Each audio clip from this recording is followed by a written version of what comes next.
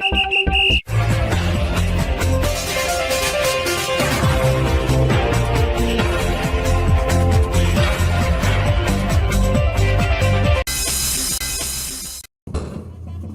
নারী চ্যাম্পিয়নশিপের শিরোপা ধরে রাখার মিশনে শনিবার ভারতের গোয়ায় মাঠে নামবে সাবিনা মারিয়ারা। টানা তৃতীয়বারের মতো শিরোপা জিতে হ্যাট্রিক করার লক্ষ্য নিয়ে মাঠে নামবে পিটার বাটলারের শিষ্যরা। আজকের দিনের সবচেয়ে বড় আকর্ষণ সাফ নারী চ্যাম্পিয়নশিপের ফাইনাল। শিরোপা জয়ের মিশনে সন্ধ্যা 7টায় ভারতের বিপক্ষে মাঠে নামবে বাংলাদেশ।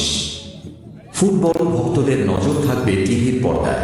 গত বুধবার ভারতের গোয়ার মারগাঁওর জওহরলাল নেহেরু স্টেডিয়ামে অনুষ্ঠিত প্রথম সেমিফাইনালে নেপালকে 2-1 ব্যবধানে হারিয়ে চতুর্থবারের মতো সাফের ফাইনালে পা রাখে বাংলাদেশ।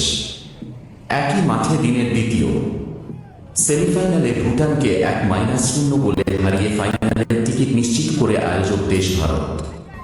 আর তাতেই নিশ্চিত হয় সাফের মেগা ফাইনালে বাংলাদেশ বনাম ভারত দ্বৈরথ। সাফ ও অন্যান্য আন্তর্জাতিক টুর্নামেন্ট মিলিয়ে বাংলাদেশ ও ভারত এ পর্যন্ত 12 বার মুখোমুখি হয়েছে। পরিসংখ্যানে ভারত অনেক এগিয়ে থাকলেও সাম্প্রতিক বছরগুলোতে বাংলাদেশ দুর্দান্তভাবে ঘুরে দাঁড়িয়েছে।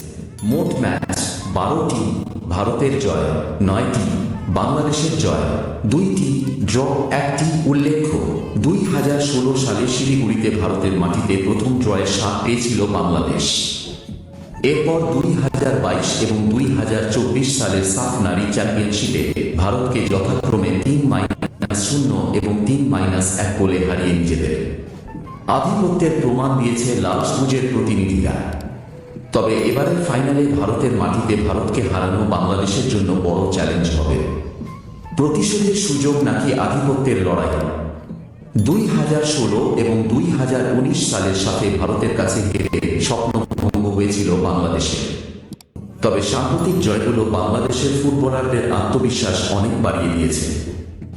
আজ বাংলাদেশের সামনে যেমন শিরোপা ধরে রাখার হাতছানি, তেমনি ভারতের সামনে থাকছে ঘরের মাঠে প্রতিশোধ নেওয়ার সুযোগ। হ্যালো বন্ধুরা, আপনার চ্যানেল কি প্রিমিয়ার স্পোর্টস? এখনই সাবস্ক্রাইব করুন